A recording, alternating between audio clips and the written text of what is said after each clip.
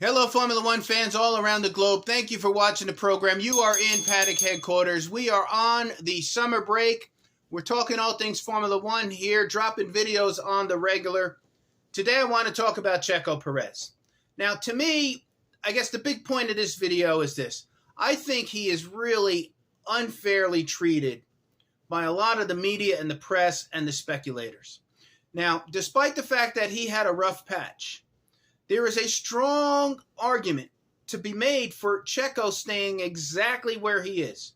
And first of all, he did win 2 races. The only other racer to win 2 races besides Max Verstappen.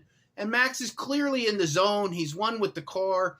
I don't think anybody, Checo or anybody else, in any car, would really be challenging Max at this point. So I give Checo a little more grace and a little more rope than a lot in the media and the press have been doing. He's won a couple races. He's hit a couple podiums. And even though he has gone through a rough patch, he was qualifying very difficult. He missed a couple of Q2s. I understand that. I recognize that. I recognize that he is driving a very fast car, just like Max is. But when you talk about replacing him, you have to ask yourself, who would you put in that spot? And would there be much of a difference if you did? Now, I'd like to know who you would put in that spot. I know there's a lot of Danny Ricciardo fans, and you would like to see him get that second seat next to Max Verstappen. But I don't know if Ricciardo automatically causes this big jump up in performance where he's now going to be challenging Max for the championship as opposed to Checo. I just don't really see that, despite whether Danny Ricciardo is on track or not.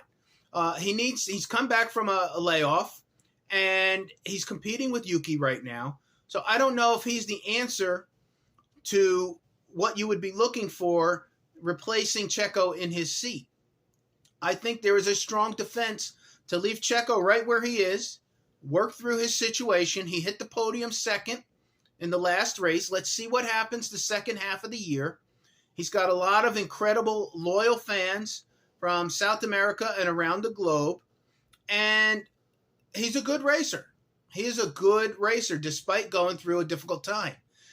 That's my position. Now, I know, let me just say this just to wrap up the video, because I'd love to know what you think in the comments, whether you like Checo where he is now, whether you would replace him or not. And if you replaced him, do you see the performance of that second driver really showing marked improvement over Checo? I just don't. I don't. At this point, I don't. The one thing I can say, the team itself and Christian Horner has been very consistent supporting Checo Perez. They've said, at least the official message has been, he's our driver. We're working through a tough spot. He's under contract. We're going to stick with him. Those were the signals that were sent out from Red Bull and have been pretty consistently, to their credit. The problem is most people don't believe it. And, you know, you've got Helmut at the top of the team, the boss of Red Bull over there, and it just seems like everyone knows if he decides at a moment's notice that you're gone, then you're gone. Contract or not, whatever the case may be, you're gone. Yeah, we'll pay you out, you're done. So I think that's where the mixed signals come in, is that no matter what the team says about Checo, there's always a sense of disbelief that, yeah, at any time they could get rid of him. And that creates a lot of pressure, I think, on Checo. And despite that, and despite his troubles qualifying and some of these races, I think he's performed very, very well. He deserves a good, patient look the second half of the season. Let me know what you think. Thank you for watching the program. I'll see you tomorrow here on Paddock Headquarters.